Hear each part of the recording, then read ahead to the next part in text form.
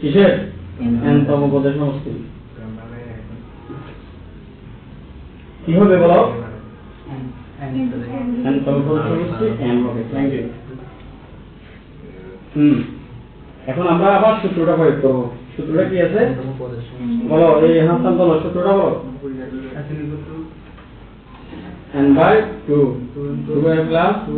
n minus 1 into d equal কত n equal কত বাদি কি করব আমরা এটাকে পছন্দ করব দেখে কি করব পছন্দ করব 2a plus n minus d equal কত আর এখানে n আর এখানে কি সব করে ফেলো 2a plus n d minus d equal কত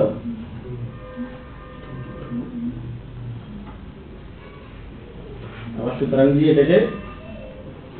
দুই নং সমীকরণে বসা করো লেখা একটু দিচ্ছি কিন্তু বুঝলে হয়ে যাবে হ্যাঁ আমরা পাইতো হ্যাঁ তোমরা পাইতো হ্যাঁ আমরা বুঝতে যাচ্ছে এখন বলো কি করতে হবে কাজ মানে কি তামান্না হ্যাঁ হ্যাঁ সমীকরণ 1 নং এবং 3 নং সমীকরণ বিয়োগ করে ঠিক আছে এতটুকু বুঝে গেছে মুছে দেব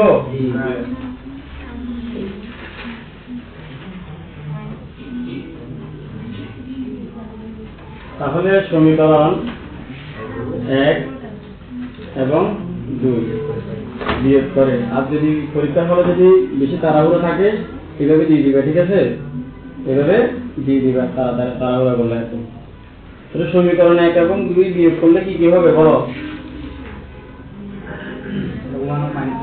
1 to minus 1 0 minus বিয়োগ করে কি কি আছে এই